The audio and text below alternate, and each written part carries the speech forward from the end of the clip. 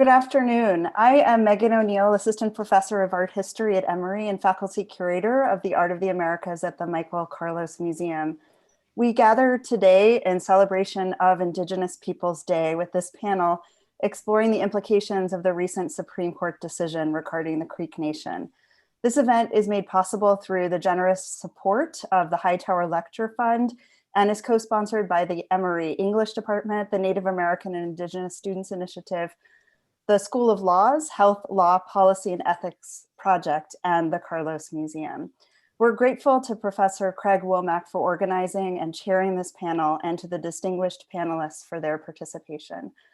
I also want to thank Emory President Greg Fenves, Provost Jan Love, and Vice Provost Carol Henderson for the official recognition of today as Indigenous Peoples Day at Emory, and to the Native American and Indigenous Students Initiative for their work in advocating for Native American and Indigenous students at Emory, and also to Elizabeth Horner for managing logistics. Thanks to everyone in our virtual audience for joining us. We hope you will join us for our Native American Heritage Month events, including a November 8th reading of Mary Catherine Nagel's play, Sovereignty. Check on the Carlos Museum website for details. Professor Womack and the panelists will speak for about an hour, and then we'll raise questions contributed by the audience. Please don't put them into the chat, put them into the Q&A function that you'll see at the bottom of the Zoom screen. You can type it in at any time during the session, and at the end, we'll address as many questions as time allows. And without further ado, I introduce Professor Womack, Associate Professor of English at Emory University, who is renowned for his book, Red on Red, Native American Separatism, and his novel, Drowning in Fire. Professor Womack will introduce the other panelists. Thank you. Thank you very much, Megan. I'm sure that those of you who know me will be relieved to know I'm not speaking for an hour, but I am introducing the panelists and giving a brief overview of Creek history. But I want to say welcome to everybody to Atlanta. Welcome to Emory University. Welcome to a place where Muskogee Creek people have had government and jurisdiction and land tenure for a very, very long time, since time immemorial and way back before the written records. So this is kind of the heart and soul of where Creek people come from. So we feel that this is an important place to have this discussion. And I'll begin by introducing our panelists, and I'm going in alphabetical order. And I'm starting with Andrew Adams, who is currently a justice on the Muskogee Creek Nation Supreme Court. At two different times, he's also served as Chief Justice of that body, as well as worked for a number of other tribes, including being Chief Justice for the Santee Sioux tribe for 7 years. He's done quite a bit of wide-ranging legal work for Chippewa bands in the Midwest, and really just a person who's been up to his eyeballs in tribal legal work for a very long time now. So we're just glad to have somebody who's in the trenches the way that he is in terms of the matters that we're talking about today.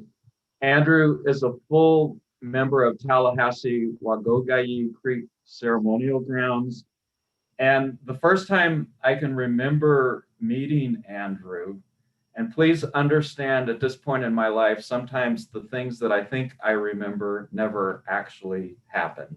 What can I say? But my first memory of meeting him was at the old location of Tallahassee grounds. And the way I recollect this was that, well, this part I know for sure is a fact. We were the guest of Helen Burgess and Jim Burgess, and their Greencorn was scantily attended that weekend. So it was kind of a baptism by fire. We got thrown into doing a bunch of stuff that usually a couple of newbies wouldn't end up doing. And this is what I remember, is that it was so scantily attended that I ended up keeping the fire in the ring that night. And the other fond memory I have of this kind of baptism of immersion, I think was there that I met Andrew's dad, and he was either with us that night or the year after or two when Tallahassee had moved. So I was glad that I got to meet your father, Andrew, during the time when he was still living. Yeah, thank you, Craig. Yeah, my pleasure. And Professor Barbara Creel, I'm not sure if she's with us yet or not. Is she? She's teaching a class and trying to join the conversation as soon as she can get over here. I'm here. Thank you for asking. Oh, cool. Wonderful. She is a member of Jiménez Pueblo, and much of the early part of her career after graduating from the University of New Mexico Law School in 1990 was in the Pacific Northwest and in the state of Oregon, where she spent 7 years as assistant public defender. And she was involved defending reservation residents who were prosecuted under the Major Crimes Act. And as some of you know, this is a piece of federal legislation that has a very strong bearing on the case that we're studying today. She was also a liaison between Oregon tribes and the Army Corps of Engineers. And as some of you know, the Army Corps of Engineers is often involved in big water projects and things like this that have overlapping jurisdictions with tribes. So this is a very important relationship that she was involved in. Professor Creel joined the UNM Law School faculty in 2007.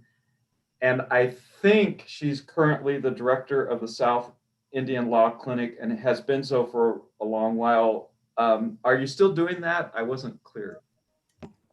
Thank you for asking. I am no longer the director of the Southwest Indian Law Clinic, former director. I am directing my own project on indigenous innocence, representing Native Americans in these types of post-conviction appeals. Okay, good. And I'm glad I asked that because when I listened to your podcast, I wasn't quite sure if you're still doing that. And so speaking of the podcast, soon on the heels of the McGirt decision, Professor Creel was on a podcast, and you can really link to this pretty easily through her faculty webpage. The other person on it was Jim McGirt's lawyer.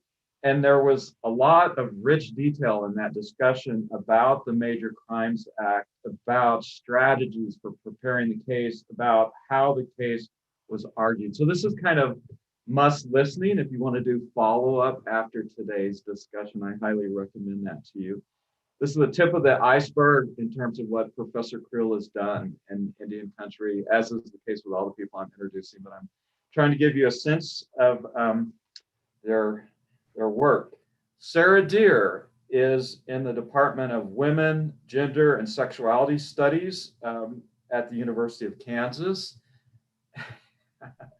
Go KU, I guess. Yes. And before this, she was a professor of law at Hamlin School of Law in the Twin Cities for almost a decade, where she taught federal Indian law.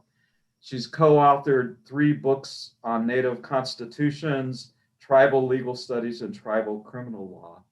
Her 2015 University of Minnesota Press monograph, The Beginning and Ending, wait, am I saying that right? The Beginning and Ending of Rape, I think. Did I say that title right, Sarah? Almost. It's the beginning and end of rape. The Beginning and End of Rape. It's won numerous awards. And this McGirt case not only has to do with tribal jurisdiction, but the original case has to do with issues of sexual violence. And this is a book about sexual violence in Indian country. So we're very fortunate to have Sarah with us. And this next thing I'm going to say, she's probably sick of being introduced this way. Oh. But, she's the winner of the MacArthur Genius Grant Award. And as many of you know, this is in the major leagues of award winning. So in the tribe, we're very proud of her having captured this award for good reason. And she's currently the Chief Justice of the Prairie Island Community Court of Appeals, which is a Minnesota tribe. She was also a judge for 3 years for the White Earth Chippewa Nation, which is another Minnesota tribe. She's testified before the U.S. House of Representatives, and she did that voluntarily and without being subpoenaed. I'm just throwing that in there because of the nature of the times that we're living in. She's testified before the United States Commission on Civil Rights. She's testified before the Senate Committee on Indian Affairs, and she's testified on many other federal committees and agencies, and served on multiple federal appointments, including chairing the Attorney General's Task Force on Sexual Assault in Indian Country. And I told this kind of funny anecdote about Andrew. So the other day, I went out to my mailbox, hope reigns eternal that someday there will be something good in there. And there was. And I instead of bills, I pulled out this package. It was from Dustin, Oklahoma. It was from a friend of mine and a friend of Sarah's, Rosemary McCombs, who's a language teacher and an activist and a person involved in educating Creek young people in the Creek Challenge Bowl and a whole bunch of other stuff. But there was a note in the package, and Sarah and Rosemary sewed me a COVID mask out of Creek patchwork. And so I'm now convinced I have the coolest COVID mask on the entire planet. And I'm so proud of this mask, I just have to put it on for a second. You all, I don't know how well you'll be able to see it, but it's got this Creek patchwork running down the middle of it. So anyway, I'm very, very proud of that. And Sarah's getting quite good at doing this kind of traditional sewing. So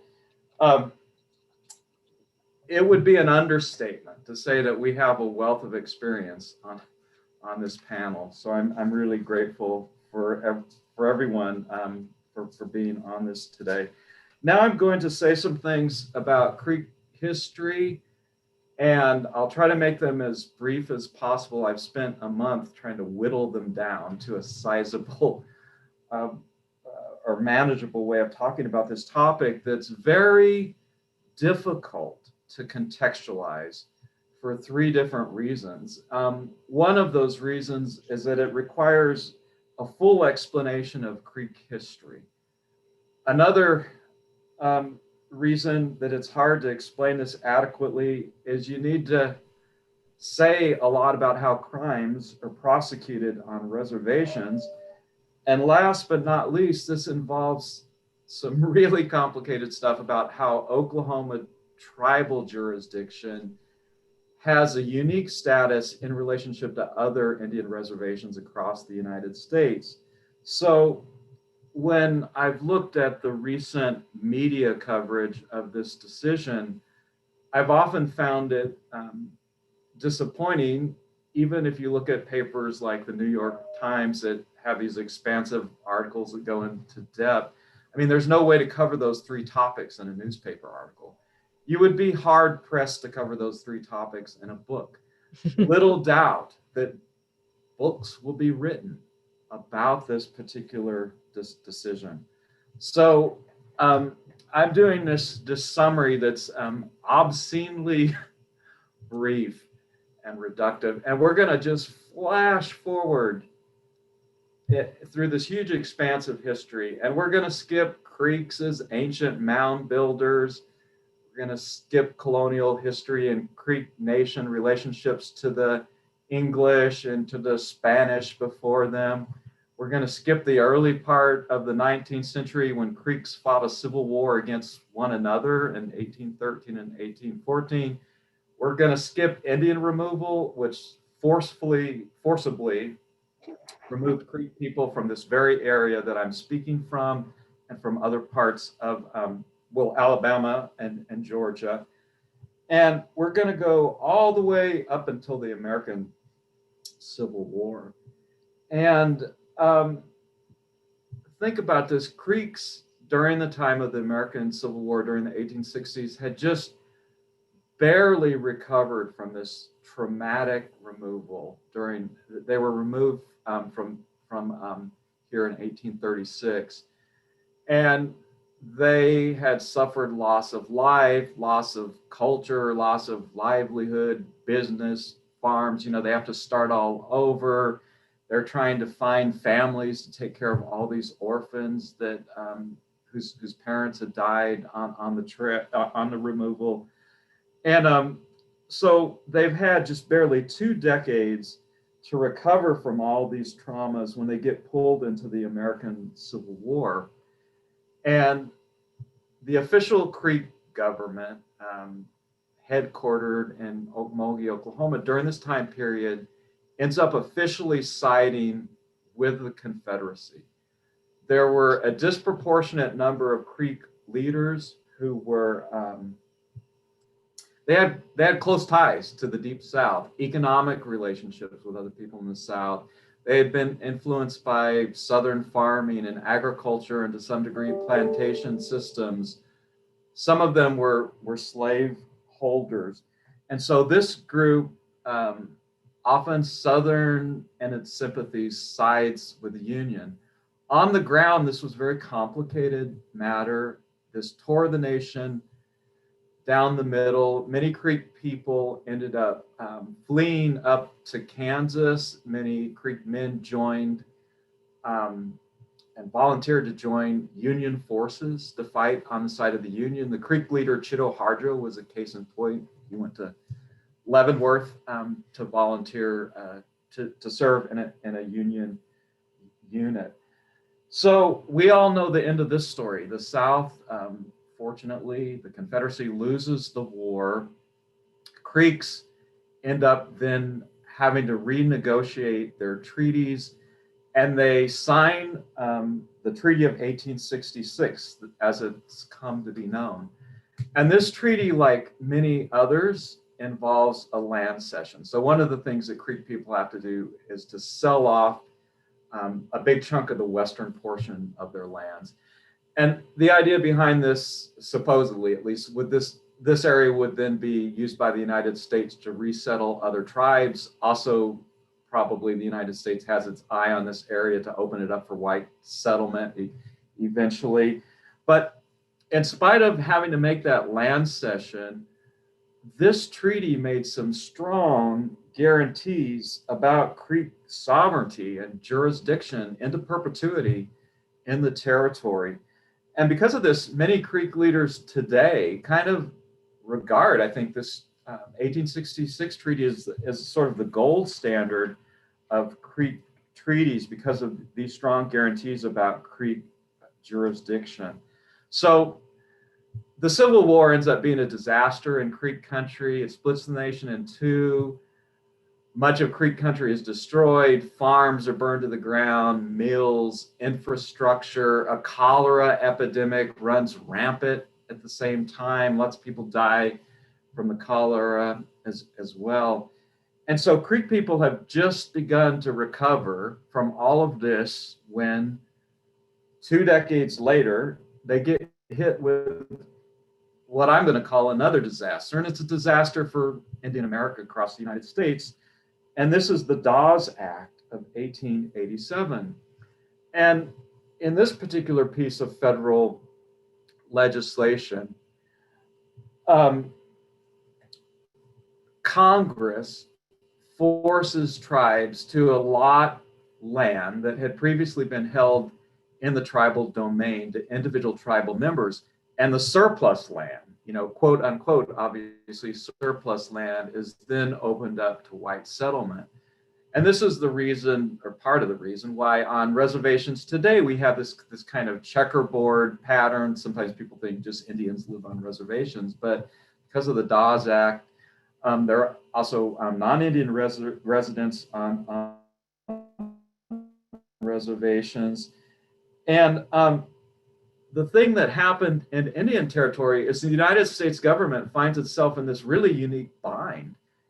It had set Indian Territory aside by congressional act as a place for tribes to live and govern themselves into perpetuity. And so they have to approach the tribes in the territory in a way that they didn't have to approach tribes in the rest of the United States. And the government had to ask the southeastern tribes in the territory if they would be willing to voluntarily comply with allotment. The tribes replied, and they replied resoundingly. They said, hell no.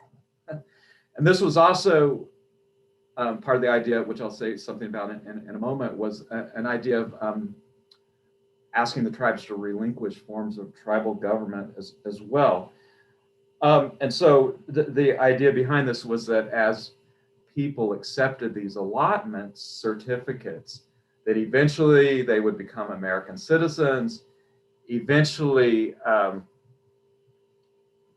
they would have the same legal status as anybody else in the United States. And if you don't get anything out of this talk besides this, you can take away this Native 101 fact that we pound on relentlessly when we're in this business, that tribal people, unlike any other minority group, unlike any other ethnic group, unlike any other racial group, are defined from a legal standpoint differently than any other minority group in the United States. And in fact, they are not minority groups or racial groups or ethnic groups from a legal standpoint, but they're governmental entities that have the right to have this government to government relationship with the United States that other minority groups in the US don't have. So it's through the Dawes Act that the United States is thinking, maybe we can also use this to work ourselves out of the Indian business, to work ourselves out of this governmental relationship. And sometimes people call that relationship a trust relationship. And it's not because Indian tribes and the government particularly trust each other, but it's because of this different and unique legal footing or legal standing. Well, so Congress is in this unique position. It has to ask the tribes if they'll allot, if they'll give up tribal government. They say no, they don't want to do this. So Congress then really sort of stretches its plenary powers to the nth degree. And the plenary powers of Congress, at least in relationship to tribes, have to do with the fact that Congress is the entity that passes legislation in relationship to tribes. And so in this case, Congress tried to make those powers as fulsome as possible. And they passed the Curtis Act of 1898. They forced the Indian Territory tribes to allot. One of the things that's really striking about the Curtis Act from my perspective of someone who's not a legal scholar is just it contains these striking provisions about the tribes can't hire lawyers, they can't have legal representation, they can't contest this in any way. On the surface of it, it seems like a pretty dubious piece of legislation. So we have the tribes then being forced to allot, and with this assault on tribal land, we also have an assault on tribal culture, and as I was just explaining, an assault on tribal government. Now, here's the thing. After the Dawes Act is passed, tribes don't disappear. As we all know, they're still here. And they still have to organize themselves in some way or other, and they do, in fact, do this. And they form political organizations. But for the time period after the Dawes Act, the federal government tends to recognize these tribal governments or tribal political entities on a really ad hoc basis. And there's a lot of inconsistency.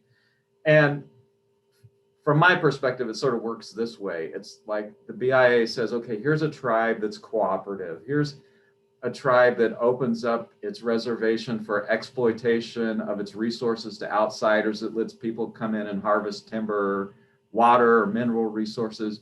Good tribal government, duly elected. We recognize this one. But then there's this other tribal government that's not so keen about letting people come in and take water and timber and minerals.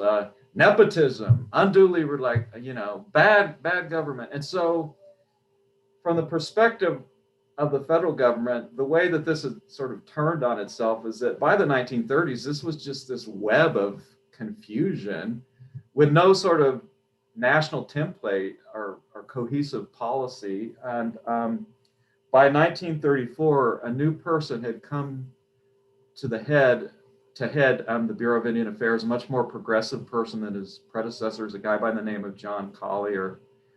And John Collier lobbies Congress successfully to pass the Indian Reorganization Act.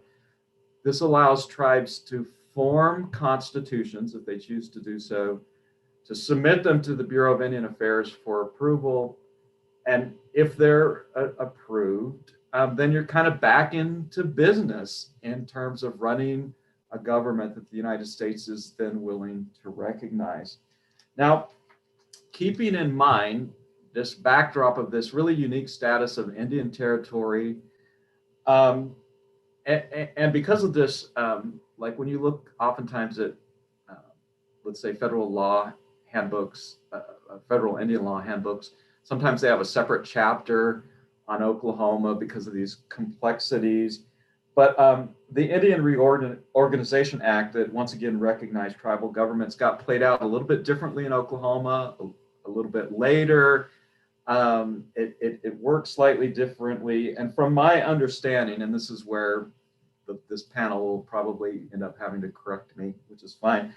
These Oklahoma tribes eventually won back the right to form governments and jurisdiction over their land boundaries, but they did not win back the right to reservation status. And I'm going to leave it at that. The panel can correct my mistakes and I will not be offended. And we're going to jump right into things.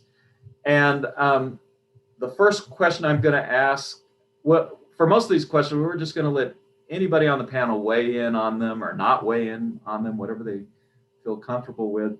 But for this first one, I think Sarah has some opening slides to show us that kind of summarize this case. So the first question is, can you describe the status of how the status of the Creek Nation has changed since the Supreme Court ruling? And we'll start off with Sarah's slides and then we'll just see what other panelists want to say about this. Thank you very, very much, Craig, for that great introduction. Can you all hear me okay? I can, yeah. Okay, great. Well, thank you for inviting me to be part of this panel today. As a Creek citizen, this is a case that will have deep meaning for us for many years to come. And I do need to just, as a disclaimer, I'm here today in my personal or academic capacity. I'm also advising Creek Nation on matters, and I don't speak with any official capacity on behalf of the nation. But thank you very much for bringing me to the table. I want to make sure as we discuss this case that you got the basic facts right. I didn't want to assume that everyone was super familiar with the case. Now, can you see my slides okay over here? Yeah. Okay, great.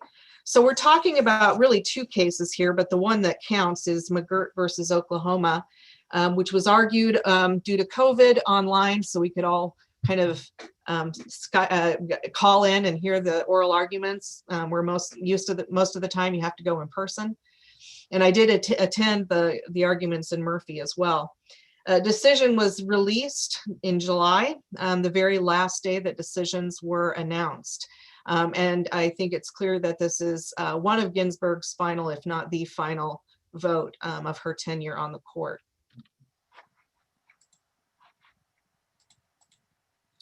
It's interesting that we focus on reservation law with this case, but it actually, both of the cases at issue here really began as criminal cases. And I'm really glad that Professor Creel is on our panel today, because I think she'll have some more insight into the work of how criminal defense attorneys think about reservation issues. But there were two cases. There was a case involving Patrick Murphy, who was convicted of homicide and sentenced to death by the state of Oklahoma. And then the case's namesake here, Jimcy McGirt, a Seminole man who committed some heinous sexual crimes on children and received a draconian 1,000 years in Oklahoma custody. So these are two men that had very little to lose by appealing their decisions, right? When you're on death row, you've got the best death row attorneys you can, and you're trying any way to, get, save your client's life. And on Mr. McGirt's standpoint, again, 1,000 years is not a lot of things to lose by challenging jurisdiction. But both of these men, and even the state of Oklahoma would agree with this, committed their crimes within the boundaries of the reservation that Craig discussed, signed in 1866. So there's boundaries to that reservation, and both of these men committed their crimes within the boundaries of that 1866 reservation. Now, where do their criminal defense, as a criminal defendant, what they're looking at is the fact that if this is an Indian reservation, right, if it still exists, then they were prosecuted by the wrong government, because under the Major Crimes Act, the federal government has criminal power over lands considered Indian country, and the state does not. So their argument on jurisdiction hinges on the question of whether or not the jurisdiction, whether or not the 1866 treaty is still the standard by which we assess Creek land bases. There were other cases that came before this that did not have to do with the Creek Nation, but answered a similar question. Is the reservation still there or not? Do the boundaries still apply or not? And the rules that the court has created over the years requires that Congress explicitly change the governing territory of the tribe. So there were two other cases, even in the last 20, 30 years, where it said only Congress can disestablish a reservation and it cannot be inferred. It has to be explicit. So Murphy and McGirt are now arguing that they were prosecuted by the state of Oklahoma, which did not have jurisdiction over them. Now, Craig did a great history here, so I don't need to go through all of this, but it was in 1866 that treaty was signed. And really the language of the treaty that I think Justice Gorsuch focuses on in his written decision is the very clear language that this land, and again, there was half of it ceded in 1866, would be forever set apart as a home for said Creek Nation. And this is consistent with the other treaties that the Creek Nation had signed, even those prior to removal. So the language was consistent. Words like forever and perpetuity are important for the contemporary interpretation.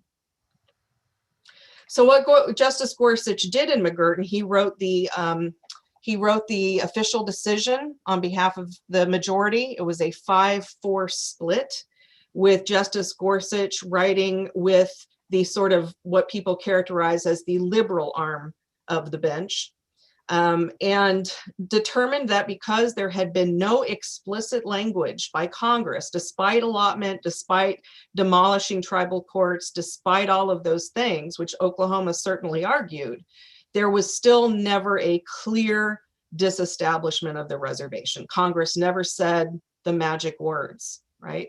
Therefore, the 1866 reservation still exists. Therefore, McGirt and Murphy were prosecuted by the wrong government. And so we, as Creek Nation, of course, filed briefs in this case, and other amicus clients filed briefs in this case. And the ultimate outcome was one of victory, really not just for these two criminal defendants, but for Creek Nation and potentially many other nations. So he writes here that on the far end of the Trail of Tears was a promise, and closing this opening remark with, because Congress has not said otherwise, we hold the government to its word. I want to share just two more quotes from this case, again, to just try to emphasize how emotional this decision was for many of us, that it felt like it set things right for the first time in a long time. So one of the passages that I so admire from this decision is that Congress may sometimes wish an inconvenient reservation would simply disappear, but wishes don't make for laws. So see, these kinds of principles, I think, transcend even Indian law and talk about what justice really is about. Justice Gorsuch also writes, none of these moves by Oklahoma would be permitted in any other area of statutory interpretation, and there is no reason why they should be permitted here. That would be the rule of the strong, not the rule of law. And finally, unlawful acts performed long enough and with sufficient vigor are never enough to amend the law. To hold otherwise would be to elevate the most brazen and long-standing injustices over the law, both rewarding wrong and failing those in the right. And I think because this is Indigenous Peoples Day, this particularly resonates with me, because it isn't just about this Creek tribe and this Creek reservation. It's about a justice of the Supreme Court acknowledging the harms that were done and finding for justice today. All right, so we started by asking this question about the status of the Creek Nation and how it's changed since the decision. So let's just open this up to panelists who might want to address that particular issue or even respond to these slides and this kind of introduction to the case that we just saw.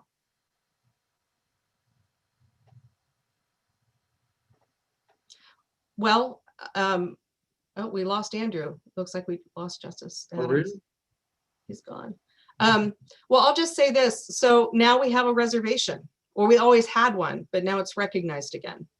And what that means is that our territorial reach as a nation is far further than we have been exercising it, right? So the Creek Nation now has full territorial reach throughout the boundaries of the 1866 reservation, which is about a 12 to 13 county area, including a great deal of the city of Tulsa.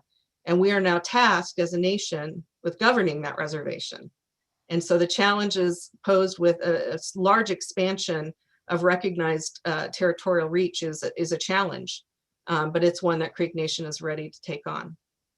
Okay, and so you're saying that the services that Creeks were provided for before this decision, that the area of residents is now bigger than it was before. Is that what you're? Well, prior to McGirt, the Creek Nation did have what we call Indian country. So Indian country is a legal term of art, and it refers to a special kind of land. And so Creek Nation has, land that's been in trust or restricted status, owned in fee by the tribe, and those plots of land, whether they be, former allotments or contemporary business district holdings, that was it. That was Indian country. Once you step off that plot of land into the state of Oklahoma, then the state of Oklahoma would no longer recognize you as being an Indian country. But one of the definitions of Indian country is all lands within the limits of any Indian reservation. So if the Indian reservation still exists, our authority as in terms of like criminal law doesn't just rely on a particular plot of land, but it's going to be anywhere within the boundaries of the reservation. So a dramatic increase in recognized territorial authority. Okay. And Professor Creel, do you have anything you would like to add?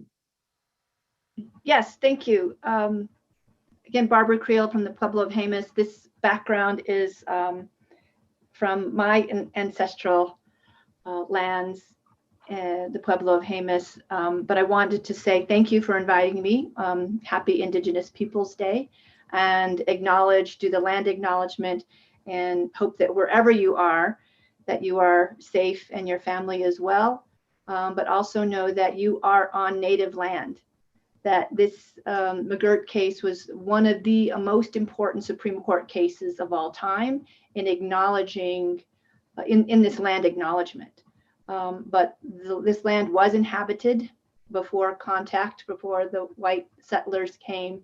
And so this case, in addition to having other monumental impacts for criminal law and Indian law, is one to celebrate the acknowledgement of Native peoples on this land proper.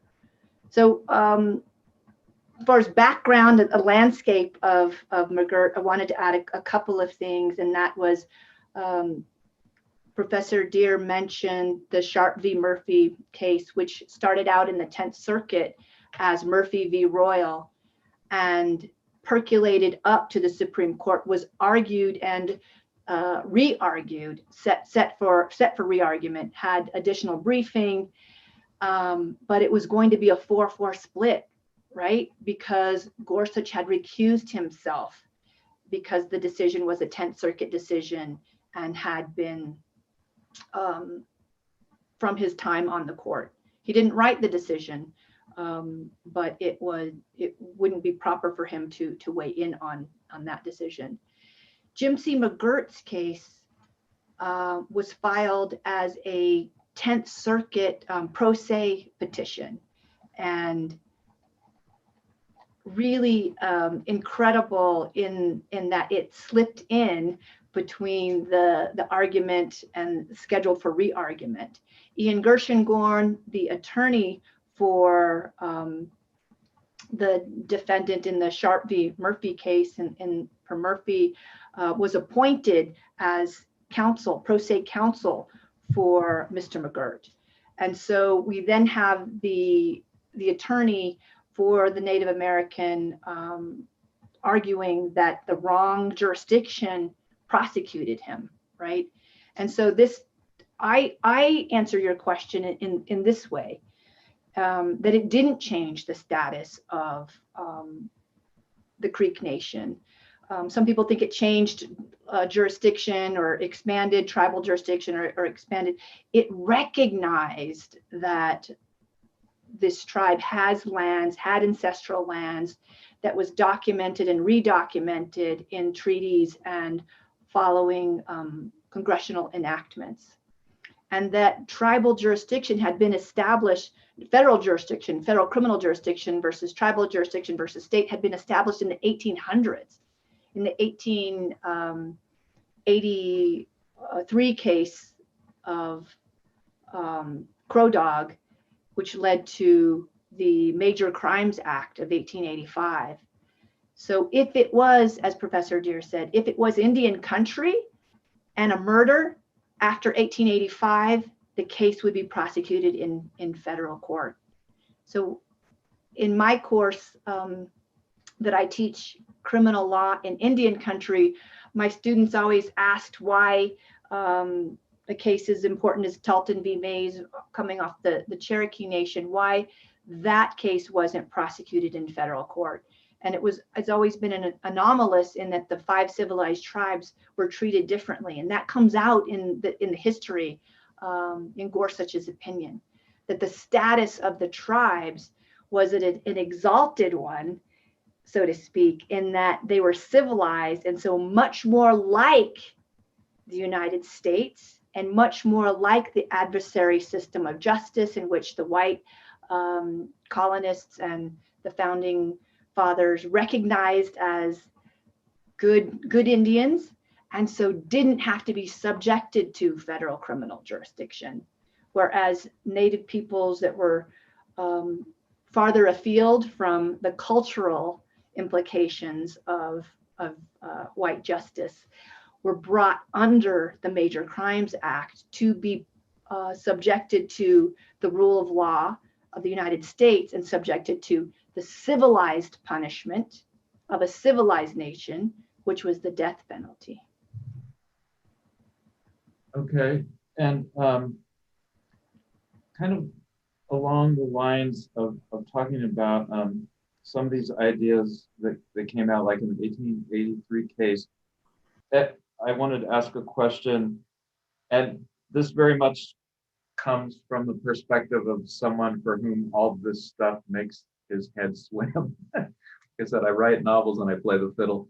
But my question is this, since the decision recognizes Oklahoma tribes as having reservation status, does this ruling simply catch up Oklahoma tribes to the rest of Indian country, much of which has had reservation status for a century and a half, or does it do something more than that?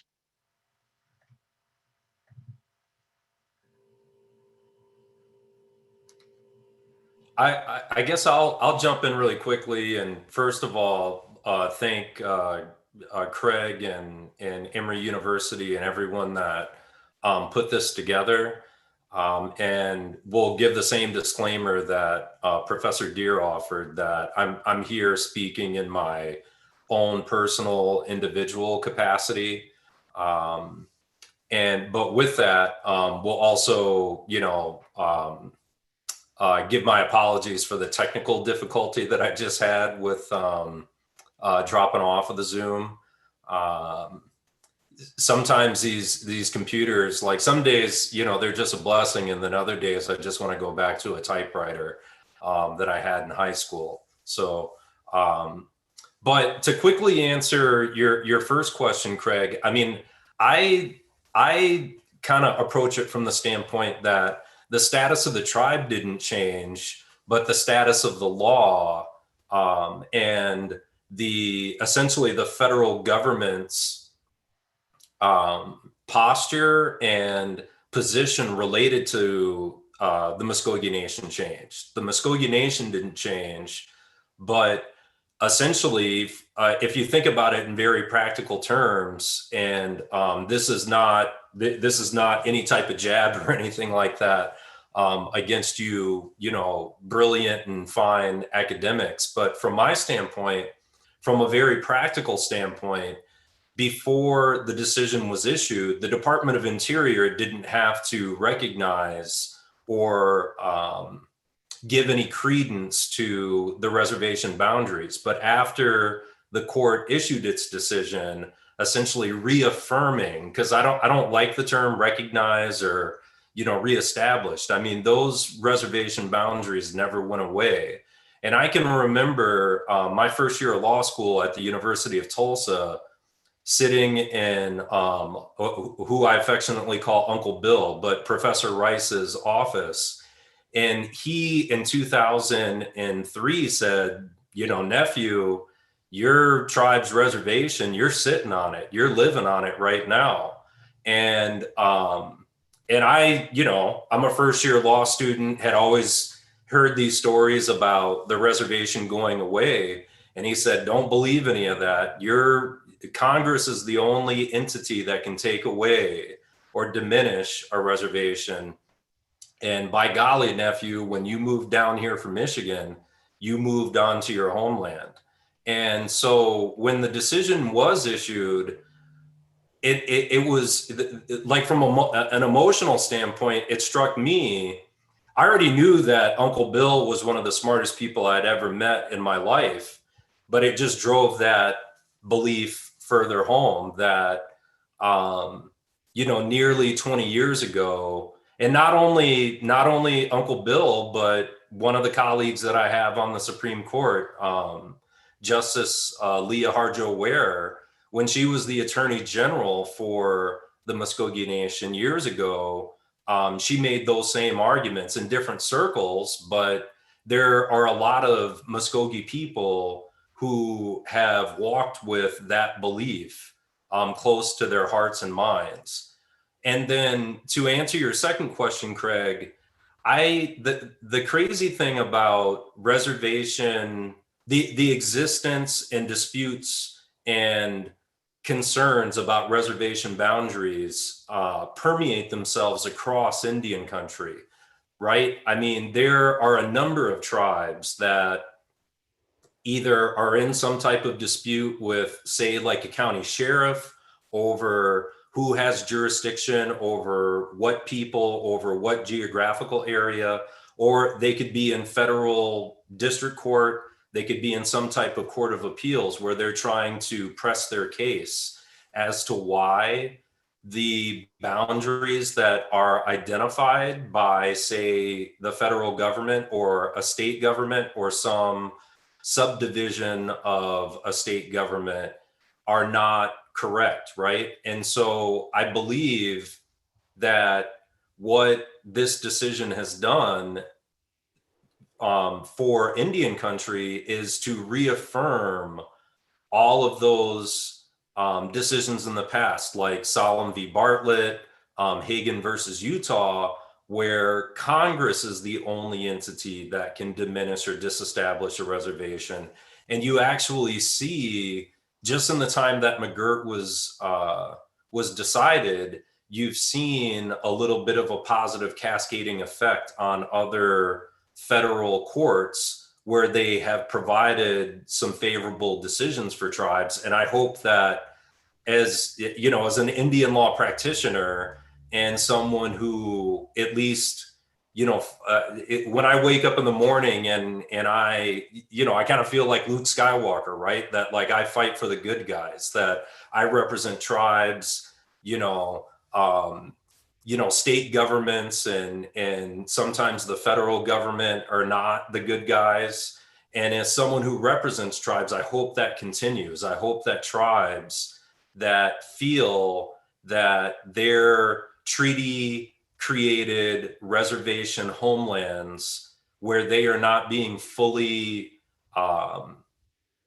respected by other governments. I hope that they get to the point where they do have that respect for their homelands. Thank you, Andrew. Do other panelists want to join in this discussion about reservation status and these other issues? Well, I can just say this, there's been a lot of backlash from both state officials and the general public in Oklahoma who I don't think fully really understand what this means. No, it does not mean that 5 tribes own the east half of Oklahoma, as it's somehow been suggested. Nothing changes the status of the land within the reservation. If you own a home in Tulsa or Glenpool, nobody's going to take that home away from you.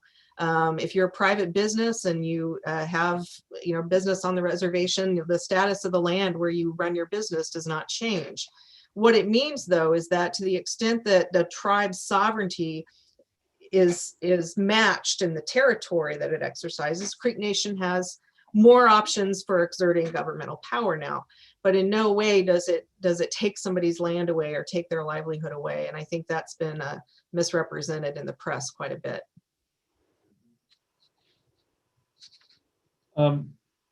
If people are ready to move on, I'll ask another question. A lot of what we read about, of course, has been this focus on the tribe having increased jurisdiction over criminal cases. And we've seen that,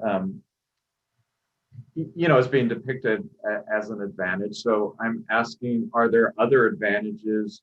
Well, we've been talking about some of them already. Are there other advantages besides increased jurisdiction over criminal cases, but also whether or not there are any disadvantages? For example, we've been reading and hearing about the tribe now having a number of cases, unlike it's ever envisioned, that it has to take care of. So just, like there may be a need for great expansion of the tribal court system to handle all these cases.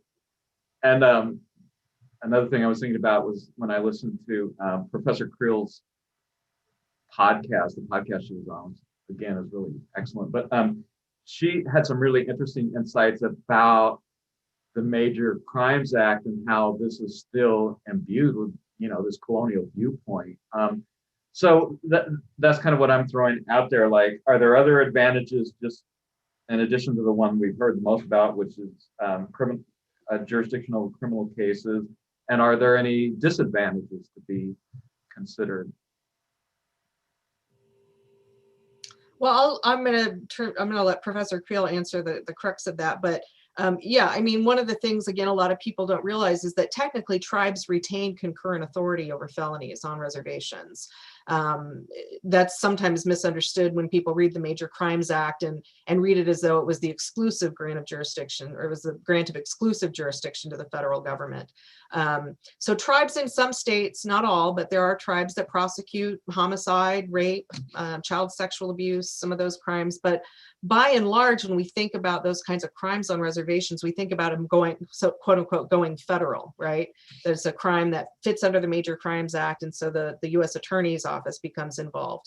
But certainly the tribe can also independently exercise that kind of criminal authority. So to the extent that one would calibrate, justice for victims with more tribal prosecution, the tribe is now in a position to do that in a much grander scale, but it does require, additional staffing to be able to govern that big of a stretch of reservation. But in terms of the criminal defense perspective, I'll like to hear what Dr. Creel can contribute. Thank you, Professor Deere. I would like to hear from the tribe about advantages and disadvantages, but I know from my analysis, theoretically, that I teach sovereignty is what sovereignty does. And so as a sovereign, the tribes have incredible power to shape their own justice system and to look at, I teach first year criminal law, right? Look at, and I teach the differences between American cultural moral values and indigenous cultural values, and rely heavily on Sarah Deere and Carrie Garrow's book on tribal criminal law, talking about where do tribes get their inherent decision making about what is wrongdoing and how to punish it. How do sovereigns address wrongdoing in their own jurisdiction? It's really powerful to think about. We could start over, right? We could be a crow dog nation that looks to restorative and rehabilitative justice instead of retribution. And we all know that the first thing usually on Indigenous Peoples Day, I hear the parade of horrible statistics that Native Americans are subjected to, that are victims of, right? That's where everyone starts with their knowledge. And this case provides a wonderful opportunity for the defendant, who is a community member, and the tribe to be on the same side. That does not happen in Indian country cases, right? It's usually the sovereign acts as the United States acts as a punisher, and the tribe acts as a punisher. But at this point, the two interests converge between the individual defendant and the tribe. And I think it promotes what I teach, and that is tribes are made up of individuals. Tribes are nothing without their individual community members. And what I was taught from my family values is that the people are the heart of the tribe. So the tribe is the body and the people are the heart. And so the advantage is having this tribal sovereign government to rethink their criminal jurisdiction and to do it differently than what was subjected to, imposed upon us in the adversary system. The disadvantages are in this, to keep this line of thinking, are what Professor Deere mentioned, and that was the resources. That we're so far behind in thinking about our own justice systems because they were taken away or encroached upon because of the Major Crimes Act, that we've impoverished in this ability to think and rethink about justice ourselves. I've actually taught tribes how to look into their own history to decide how to move forward. And it's because it was a foreign concept, either because the state took over after termination or because of the Major Crimes Act. And I'll say one more thing, and that is that I think that I read the Major Crimes Act as exclusive to the state, federal jurisdiction, criminal jurisdiction exclusive to the state, but not the tribe. The tribe has always had the power. But because of this rule of history that Gorsuch mentions, that, oh, this is always the way we've done it, so we're going to keep doing it that way, and this must be the law, tribes themselves have lost their own thread of thought in how to treat wrongdoing. And then they've been without the proper resources in all of these basic governmental functions as well.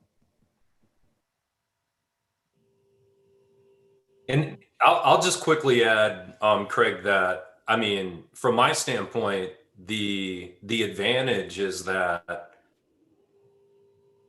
in this, I mean, when you think about federal policy related to Indian tribes over the last 200 years, it's gone through different themes, I guess you could say. And since the Indian Self-Determination and Educational Assistance Act, the federal government has been in this mindset of self-determination, right? That tribes should be self-determinative, that they should be allowed to expand their sovereignty.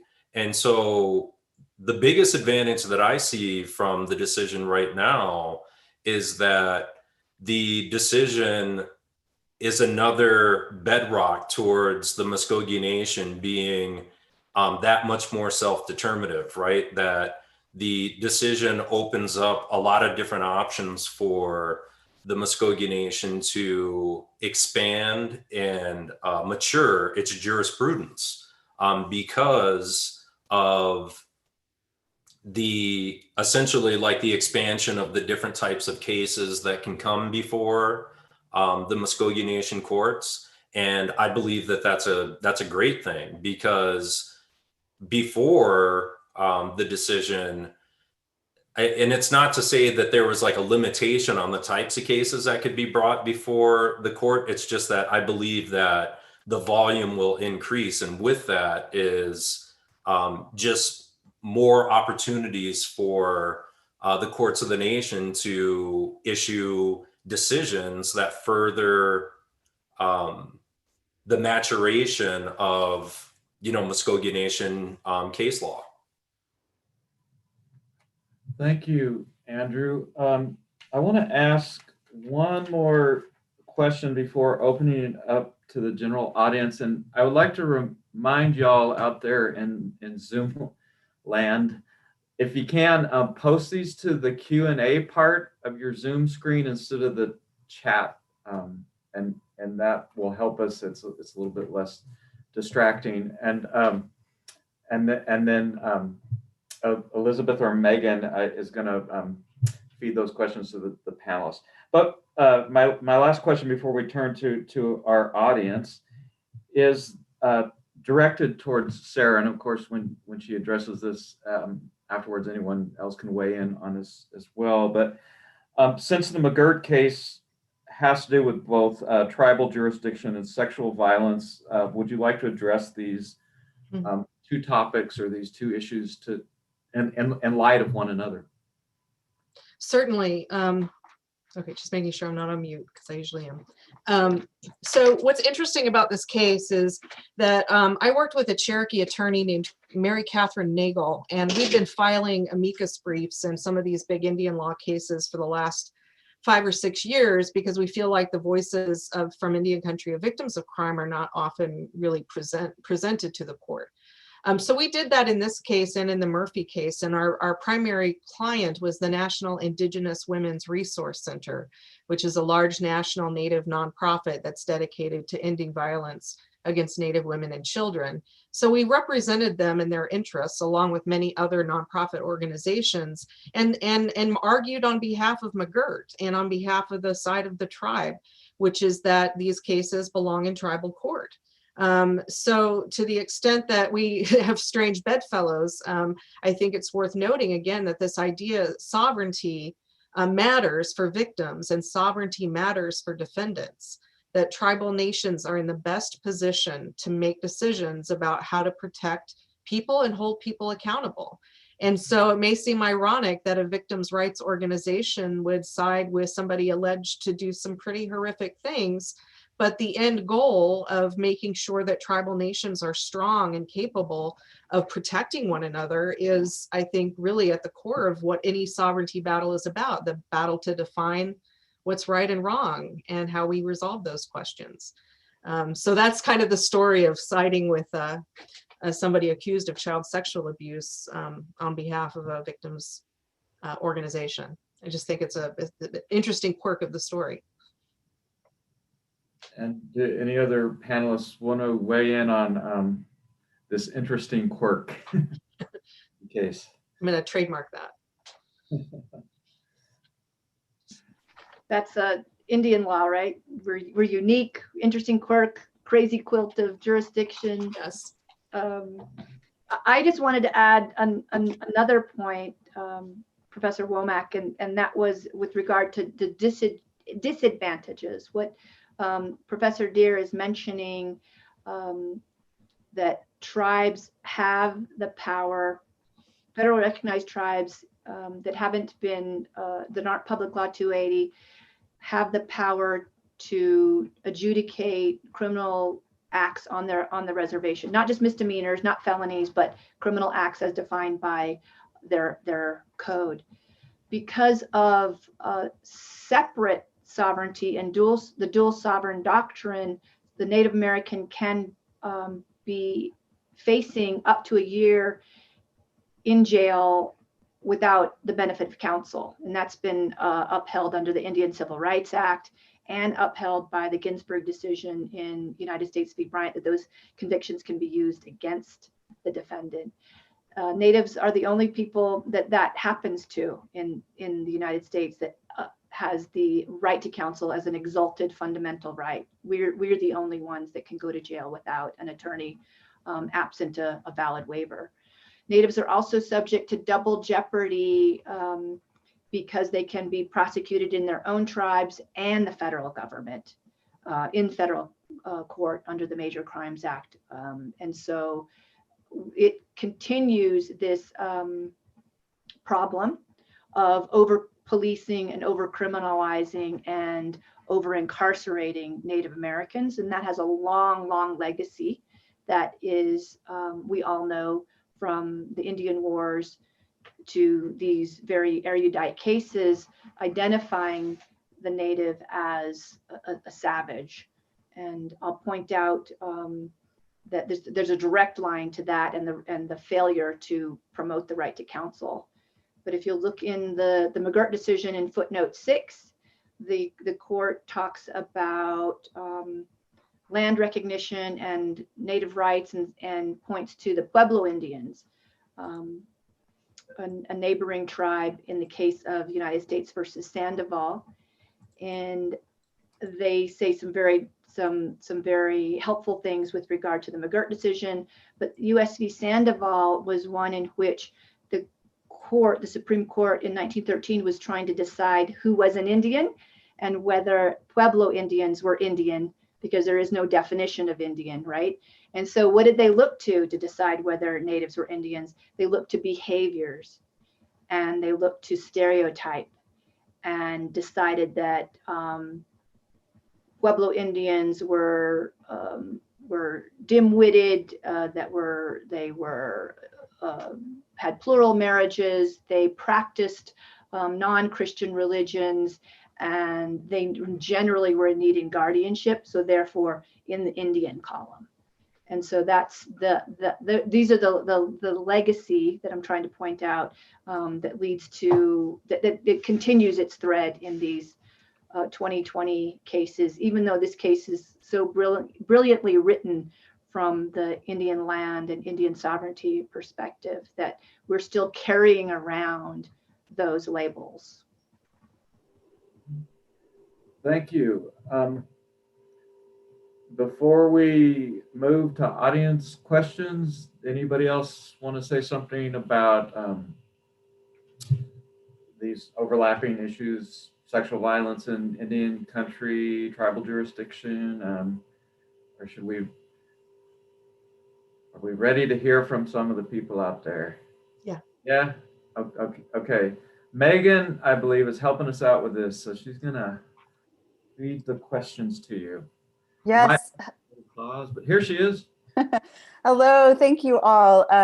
We told you not to open the Q&A so it wouldn't distract, but there's been an explosion of questions, which I think really talks about how important your work is, and we really appreciate you joining us. So I am going to try to feed you all the questions and group them, but if anybody's question isn't answered, I apologize. It's completely my fault, but I'm trying. So I first just want to read one of the comments from an attendee, Stuart Fenton, who just said the language used by Justice Gorsuch was beautiful. It brings tears to my eyes, even though I'm not Native. I'm a lawyer, however, and Jewish, so I understand deeply the wrongs done to your people as similar wrongs have been done to mine. So just want you to notice some emotional responses as well from the audience, similar to what Professor Deere was remarking about her own emotional response to this decision. But I want to start with a series of questions. There are several ones related to other tribal nations. One of them just says, very general question, what do you think will be one of the most profound impacts to this decision on Indian country outside of Creek Nation for the future? And then a related one also asks, McGirt seems to apply only to federally recognized tribes at this time, but the Tribal Law and Order Act applies also to tribes recognized by state authorities. How will this disparity be reconciled? And is there an argument that McGirt extends to all tribal members in the US, provided they are members of a tribe under the Tribal Law and Order Act? The Tribal Law and Order Act doesn't recognize state tribes. So I'm not sure how to answer that one. Okay, thank you for clarifying that. But how about the more general question about the implications of this decision in Indian country outside of the Creek Nation? I'll just say a couple words on that. I think, first of all, it could be directly applicable. The rule that Gorsuch expounds on could certainly be applied in other questions of treaties and other questions of reservation boundaries. But I think it has even more potential than that. I think the way in which Gorsuch challenges the other justices to confront the ugly history of federal Indian law and to look at what really happened on the ground, I think could have impact on cases involving tribes that have no issues on reservations or boundaries, but other questions of self-government. His ability to look and be honest about the history, I think, is, I hope, a template for justices ruling on Indian country issues in other contexts. I would offer to look at the arguments made by the state of Oklahoma and the United States as to why this can't happen, because there was a parade of horribles of things that would just, the world would end if this land was recognized as native land, which didn't actually happen, but can definitely be arguments for other tribes.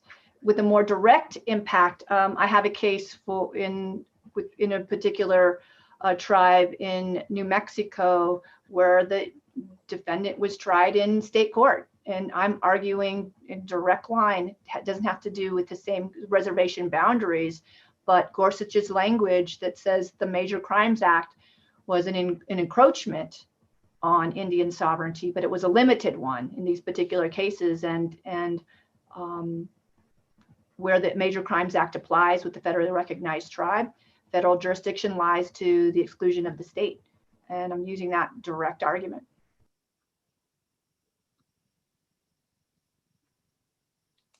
Thank you both so much. Does anybody else want to respond before we move on? Okay, so there's a specific question regarding what's written in the majority opinion, quote, and there is no reason why Congress cannot reserve land for tribes in much the same way, allowing them to continue to exercise governmental functions over land, even if they no longer own it communally. And the question is, how would such a conclusion affect the outcome of Alaska versus Native Village Venitsi tribal government at all from 1998? Venatai? I think so. And I apologize, I am not a law scholar. I'm just reading what's in the chat, in the Q&A. Yeah, I mean, Venatai is a devastating case out of Alaska. It actually came out when I was a law student. It kind of made me wonder why I was in law school. It was so poorly reasoned. But it's a question of tribal territory, but it's really a different animal because it's looking at the Alaska Native Claims Settlement Act, which we don't have applicable in the lower 48 and certainly not in Oklahoma. So I'd love to see Venatai reconsidered, but I'm not sure McGirt really changes anything as far as that decision goes. I don't know if the other two folks have thoughts on that. I agree. Vinatai was looking at the definition of Indian country and deciding whether the Alaska Native corporations fit within one of those definitions, and found that it did not. Thank you so much for that answer. So there's another question from Sarah Hill asking if you could comment on the response to the decision by the Cherokee Nation and the state of Oklahoma. Well, the state of Oklahoma is pretty unhappy, and that's been expressed by a number of state officials, including the Attorney General for the state of Oklahoma, who referred to us as sovereignty hobbyists in one of his disparaging comments about our efforts to expand tribal authority. I can't speak to the Cherokee's official position or not. Each tribe is unique and different, and I wouldn't want to speak on behalf of the Cherokee people. Thank you for that, Professor Deere. This next question is actually for Justice Adams. Veronica Passfield says, after attending graduate school with Andrew, I moved to Oklahoma City. Governor Stitt created a committee to strategize about how to adapt to McGirt. His committee included oil and gas CEOs, but no tribal leaders. I'd like to hear thoughts on McGirt backlash and how the community can advocate to help offset it. Yeah, well, I mean, I think a lot of the parade of horribles that you hear about coming from individuals, and then also, as Professor Deere mentioned, the Attorney General for the state of Oklahoma being pretty vocal about concerns related to McGirt, and I think Senator Imhoff has also been pretty vocal about how the Supreme Court essentially is creating this untenable situation in Oklahoma, right, where the Muskogee Nation is going to be able to exercise quote unquote enhanced jurisdiction or extra jurisdiction over its reservation. And I agree with the sentiment that, I mean, you know, people are going to say that the sky is going to fall, right? If you give these Indians, you know, authority over their land again. And obviously the decision was handed down some months ago and the sky has not fallen in. And I think in a lot of respects, it is very appropriate that we're having this conversation on Indigenous Peoples Day, because in a lot of respects, the Muskogee Nation having the ability, right, that essentially you have the highest court in the land giving credence to its treaty rights and the legal concept of, I mean, I think a lot of people, when they think about reservations and they think about treaties, they think about this concept of the United States saying, okay, we're going to give you this land, and it was imposed upon them, right? But there's another way of thinking about treaties and reservations, and there's power in words, right? That reservations is the land that the tribes reserved for themselves. It wasn't anything that was given to the Muskogee Nation. This was land that the Muskogee Nation saved for itself in exchange for other rights to other issues. And so in a lot of respects, anyone who is going to profess the sky is going to fall, they are just perpetuating the settler mentality that has been imposed upon Indian peoples that have a homeland that is identified and respected through a treaty between that particular indigenous community / tribe and the United States. And so I mean, especially for folks that are in Oklahoma that want to counter this narrative, I think in a lot of respects, it can be, I mean, if I lived in Oklahoma, I would be sending letters to the Oklahoma congressional delegation, you know, all the time, just saying, do not like, you don't have to go the legislative route of quote unquote fixing, you know, the situation. I mean, the US Supreme Court did the right thing by issuing this decision, and now let the state of Oklahoma and the Muskogee Nation as sovereigns, let them work on these issues instead of exercising this patriarchal, okay, we identify a problem and we're going to fix it by imposing it on not just the Muskogee Nation, but any other Indians in the state of Oklahoma.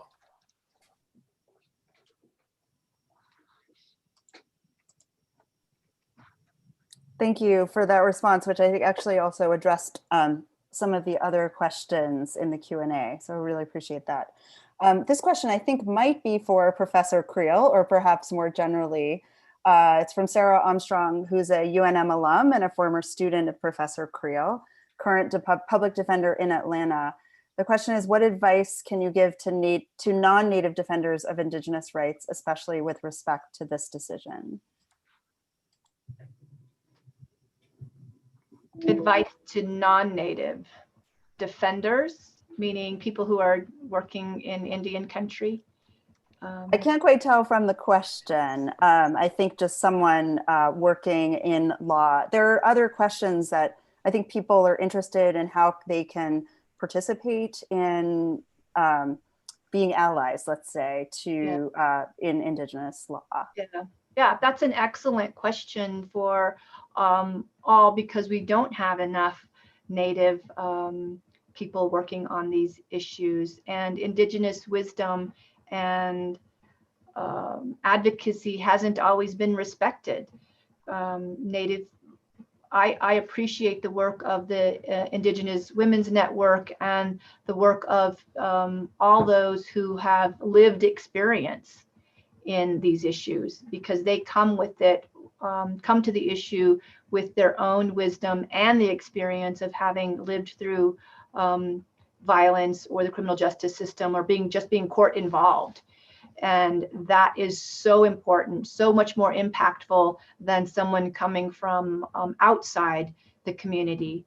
But for those of us who do come from outside the community, and I count myself in that, because I'm from one tribe. I'm not from all tribes, and there is no pan-Indian way. And so every time I work with a person of a different family, a different community, a different tribe, a different government, I treat it as one of an ambassador. And so learning about the particular tribe, I teach the way to be an ally is to promote Indigenous wisdom and promote the Indigenous voice. Educate yourself, but know that each tribe is different, and that my advice, I can't speak for anyone else in other tribes. Some individuals like to be the spokesperson for their issue. Some want you to do your own research and come to the issue with more information. But the basic foundation that I teach everyone is this, and that is combat willful ignorance. Don't give up because these issues are complicated, and there's nothing in the United States Constitution that says Natives should be treated disparately, and that's okay. Even though Professor Womack talked about the political status of Natives being different, there is still the underlying equal protection aspect. And there are still, we walk around with our race, even though we're different political status, we are impacted. Natives are impacted on the basis of race in very negative ways. And so be willing to endeavor to fight those injustices where you see them. And if you think something sounds wrong, then there probably is something wrong. That's what I love about the McGirt decision, is that Gorsuch could have just done an easy, or the court could have done an easy pass and say, oh, we've decided this in this other case, there is no reservation, or just accepted the state's argument or the United States argument and said what they said. But he endeavored to look at the treaties, look at the background, and then use creative problem solving to end up with a just result. That's justice in action. So yes, work to understand the issues, learn about natives in your community, learn about the ancestral lands in which you are standing on right now, and elevate the voices of other Native people who are working in these issues, regardless of their title or their letters behind their name. But if you do have that privilege, you can also join those forces in ways that the community that you seek to help needs that kind of help.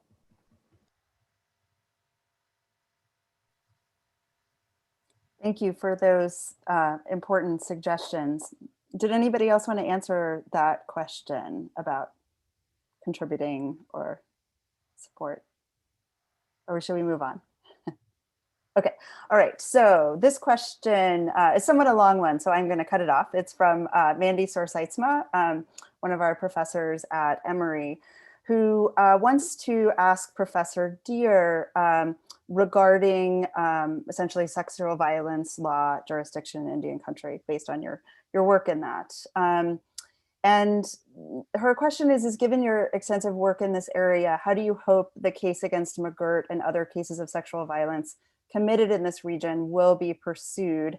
How does the Violence Against Women Act come into play? And how might the Creek and other Native nations bring unique Indigenous perspectives, approaches to such cases?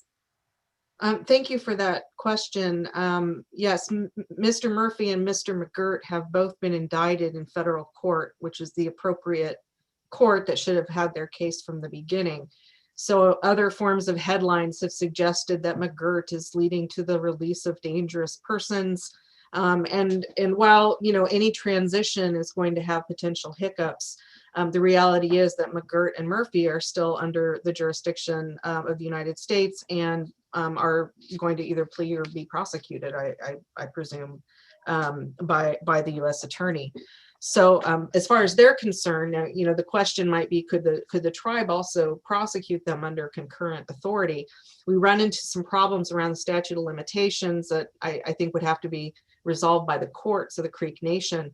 But certainly going forward, crimes, the Creek Nation has a homicide law, it has a rape law, it has child sexual abuse law, child pornography law.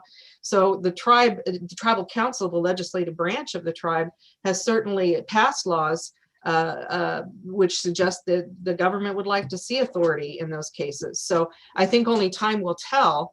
And certainly, you know, if you know, both a federal and a tribal prosecution can present issues and challenges all the way around, I do think that the tribe has the potential at this point, with this movement that we have right now, to take on other kinds of crimes under tribal law. And that'll be an interesting development. And as Professor Creel noted, we're not necessarily wedded to the sort of Western law and order model. We can create therapeutic models of justice, and many tribes have done that. So it's a very interesting time to be Creek.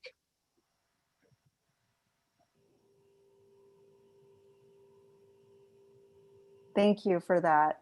Okay, so I'm trying to figure out what comes next. And this may be a question you had already addressed, but I'm having trouble keeping track of the Q&A and all of your talking. So you can tell me if you've already addressed it.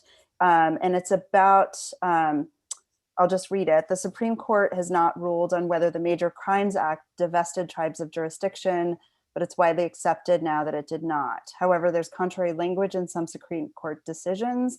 As I read the Gorsuch opinion, it doesn't have any definitive language suggesting he views the Major Crimes Act as divesting tribes of power, but there's some language that could be read to suggest that he assumes it did. Can you say anything about whether or how the opinion might affect tribal jurisdiction over major crimes, or how the tribe might be approaching the question? I think you may have addressed that already. That sounds like Professor Rolnick. It is Professor It Roman. is, yes. I cheated, I looked. Thanks, Addie. I'm sure we can write a law review article on this question at some point. I think any reference to whether the tribes retain jurisdiction or not in Gorsuch's opinion is a matter of dicta. Of course, I think the reasoning, right, that only Congress can divest tribes of jurisdiction, would apply here. That the Major Crimes Act did not divest. There's no explicit language in the Major Crimes Act divesting tribes of jurisdiction. But yes, you're right. The problem is not definitive. The question is not definitively answered in the Supreme Court at this time. But I feel confident that using this kind of a case as a precedent will aid that if it does come before the court at some point. And I'll just add that I read the opinion with Gorsuch saying that the Major Crimes Act encroached upon tribal jurisdiction, but it was a limited encroachment in that it was just specific enumerated crimes. And so I think you're right that do tribes still have jurisdiction? It's widely accepted that there's concurrent jurisdiction because of the Supreme Court decisions that say the dual sovereignty doctrine applies. I think that there have been implications that both the tribe and the feds have jurisdiction. My problem with it was a little bit more towards the state, and that was Gorsuch cited the McGirt case, one that has no constitutional analysis at all, as saying the state still has some jurisdiction on the reservation. And I think McGirt is wrong. And I would argue that that case needs to be upended, that the state has some jurisdiction on the reservation, because it doesn't.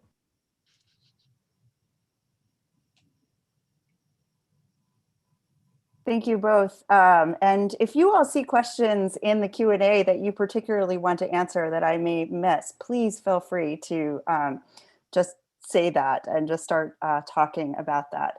Again, I'm not a legal scholar. I would actually, unless you all have one of the questions you want to answer, there's a question that I think might be addressed by Justice Adams or Professor Womack. That is more, let's say, general question about Muskogee Creek language. And the question is someone who was born and raised in Bogota, Colombia, currently living in Massachusetts. I advocate for linguistic human rights, being a native Spanish speaker. And I'm wondering if any of the scholars in the panel know about laws regarding language access or language advocacy, not just for the Muskogee language of the Creek people, but any of the hundreds of indigenous languages in the United States.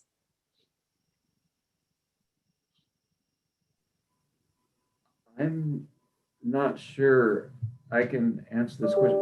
It was whether or not there are laws that advocate for indigenous language recognition, teaching, things like that. Is that the gist of the question?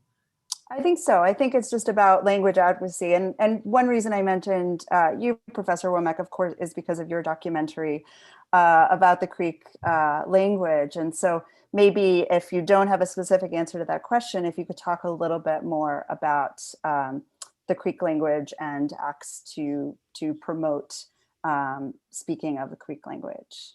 I know Sarah has been doing some things like we used to be for a long time in this group that tried to get together and speak Creek with our mentor, Rosemary McCombs.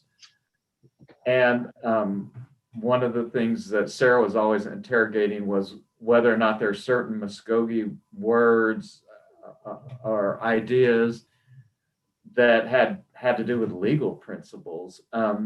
So Sarah, did you want to say something about this? You could probably answer it better than.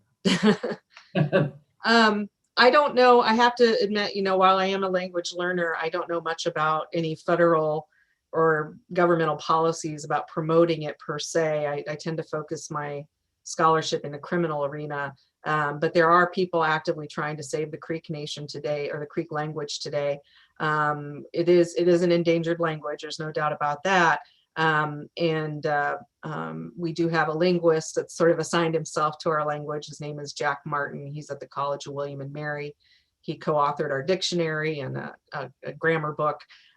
So it is always an ongoing process to save an indigenous language. And our tribe does have a language department, and there are a couple of colleges in Oklahoma that teach Muskogee language. But beyond that, I don't know that I have a lot of knowledge to bestow. Yeah, I know, like in New Zealand, like Maori is an official language, right? I think an official recognized language, but I don't know of any state, unless you all, that have recognized a native language as an official language. There's a couple issues that come up, and New Mexico's constitution guarantees access to the courts in languages, not just English. And so that means Spanish and native languages, recognizing that there are people who pre-existed the state of New Mexico and if they were in court involved, would need language access. And so the only federally certified language is Navajo that I know of. And because of the Major Crimes Act, native language certifications are really important. And so in New Mexico, borrowing off of the federally certified Navajo interpreter, language translator, to parallel Spanish interpretation or any access to any language for due process reasons. Our Supreme Court has a language access advisory committee. And so states with large native populations or states that care about native citizens can pass statutes with regard to language access in the court system simply on a due process basis. The Pueblos come at it from a little bit different viewpoint in that my tribe has a language immersion at Head Start. And so Toa is spoken in the home, and immersion is part of the teaching in Head Start, even in the intergenerational daycare, and then can continue. There's also a lawsuit in New Mexico, the Yazi Martinez lawsuit, that sued the state of New Mexico Department of Education for lack of language access and services for Navajo and Pueblo language speakers. And so where tribes are indigenous language speakers, these are really important issues, but especially in access to justice for court-involved people as well. Excellent. Yeah, and I'll just quickly add that there are tribes all across the country that have passed their own tribal laws concerning traditional and indigenous intellectual property protections. And a lot of times tribes will identify their language as being part of that corpus of information that they consider that needs to be protected, and will actively budget funds, for that protection. And in terms of, not looking to the state or the feds to, actively protect that through instruction and archiving and other things, but the tribe, takes on that responsibility themselves to go out of their way to expend funds and to also try to codify some protections, for that indigenous knowledge. And in my tribe, there is actually a rule against sharing the language, because Pueblo language is for a different purpose. It's not for public consumption, and so you don't see it taught in the community colleges like you do in other tribes, because it is for internal purposes, and it is imbued with many concepts that don't exist and shouldn't be shared with others. So people call it secretive, but it's beyond preservative. It is a different function. Language, the tribal language provides a different function than English does. Thank you so much. There's a question that's appeared twice. I realized I skipped it. So I want to ask it from Ed Barker, who's asking if McGirt affirms Congress's power to extinguish Indian country. What do you all think Well, about that? I mean, I think from my standpoint, I mean, McGirt does essentially prop up the legal concept of plenary power over tribes, right? That that Congress, if it wants to, can pass statutes that dramatically change the legal relationship between the United States and federally recognized Indian tribes. And so, I mean, just from a black and white standpoint, I mean, it further props up that legal concept of Congress's plenary power over tribes. And in this current environment, I mean, in some respects, I don't mind that, because I wouldn't trust our current president to do the right thing by tribes if he had executive power to dramatically change the relationship between federally recognized tribes and the United States. Yeah, I agree. And I think that's been a big critique, especially by scholars, that, you know, is this really a victory if it continues to recognize Congress's plenary power? And I think in response to that, I'm not sure we'll ever have that victory in the Supreme Court. I do think what's important to note about this question is that tribal interests have had a much better go of things working with Congress than working with the courts. We tend to lose in the federal courts quite a bit, but yet we've managed to sustain some pretty progressive legislation in Congress. So if Congress is the place to go, I feel like the political process offers more in some ways to tribal interests, where we don't really always even have control over the litigation that comes up about our sovereignty within the federal courts. So that's kind of how I see it. But I don't think at this day and age you would see a complete repudiation of Congress's plenary power, and I'm not sure it's fair to ask for it. But one could always hope, I suppose. And I'll just add that remember that the plenary power came out of a criminal law case, and Crow Dog, the case I mentioned before, upheld the sovereign decision-making, internal tribal justice systems on the restorative justice principles, and said, no, feds, you don't have jurisdiction on the reservation unless Congress says that you do. And then Congress immediately passed the Major Crimes Act. And the case to follow on that was Kagama. And the Supreme Court there said, yes, Congress does have the power to create these. And there's nowhere in that decision in Kagama is the word plenary, but the court said, well, the power isn't with the state because they're the deadliest, the mortalist enemy of the tribe. And it's the tribe wasn't weighing in. And so where else can the power be? It must be held in the United States, and it must be held by Congress. So I think that those critiques are well,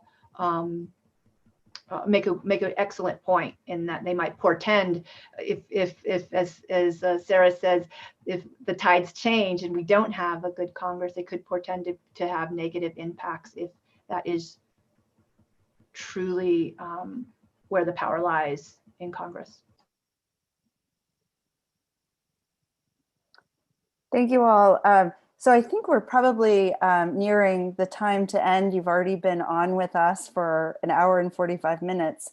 There were several questions and people asking about reading recommendations of your works or others that you might help people learn more about these topics. And there's so many more questions. I hope you do look at the Q&A to see how interested people are, how many questions they have.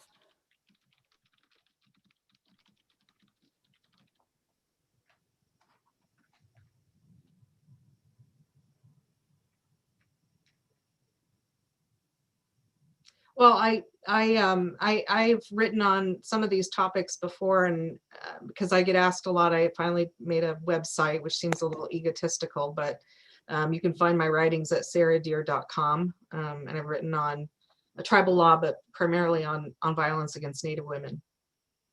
Yeah.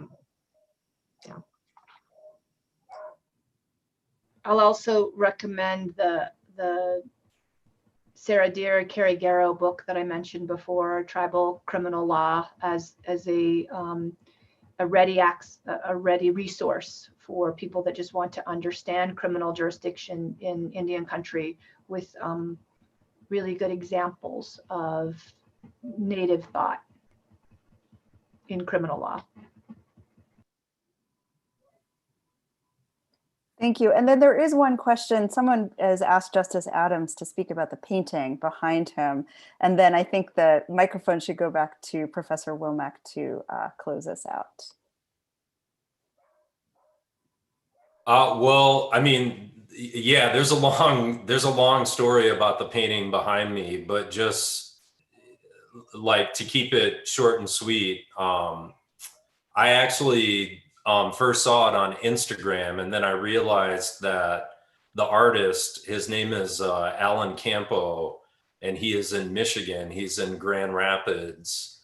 When I was a student at the University of Michigan, I sang on a drum group called Tree Town, and Alan sang on a drum group called Rush Lake, and we actually would sing at some of the same powwows and back in the 90s.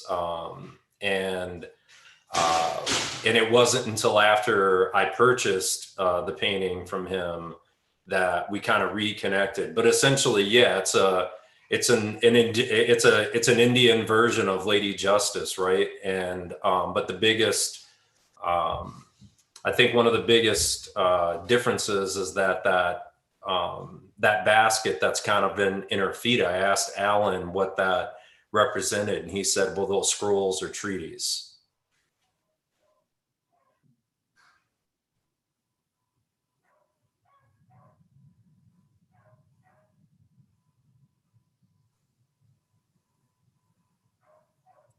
Thank you so much. And Elizabeth Horner is reminding us that in the beginning, I announced that we would have an event on November 8th with Mary Catherine Nagel's Play Sovereignty. And it looks like Professor Deer will also be in conversation with Nagel at that event. So we'll be seeing at least Professor Deer again.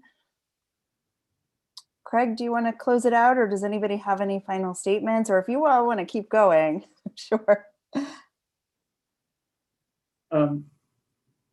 Well, if we are going to close it out, I know we talked about you having announcements at the end, and I'm not sure if you've already covered those. So, but I did want to say, in our flurry of introducing people, I don't think we thought about introducing you. So anyway, Professor Megan O'Neill is a professor of art history.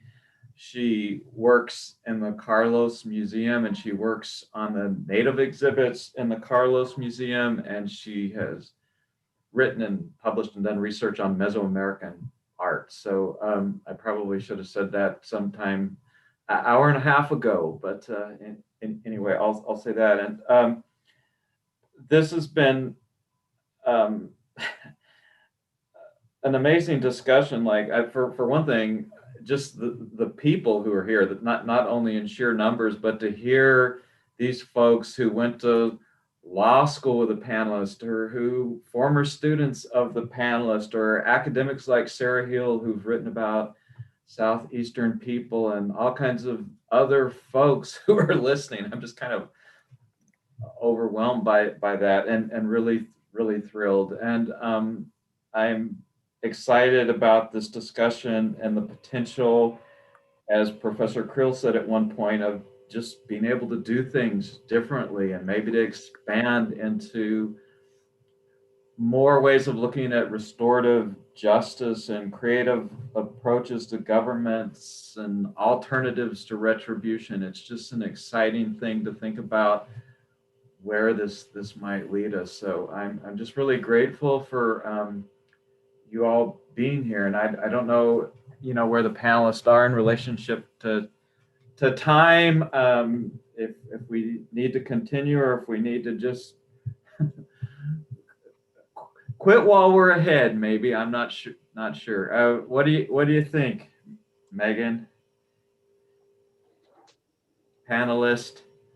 Well, I do have another event to chime into tonight, so I wouldn't be able to stay indefinitely, but I do love talking about these issues. So Well, maybe if I could stay, I would.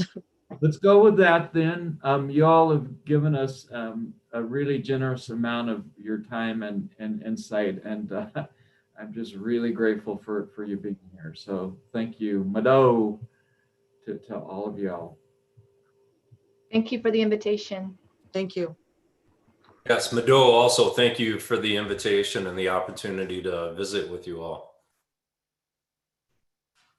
Thank you. And please, everyone, just check back to the Carlos Museum website as well as the Emory University website for our future programs. It was incredible to see the list of, we both have distinguished panelists and also a lot of distinguished audience members as well. So it's been quite wonderful. Thank you all so much. Adam, Chia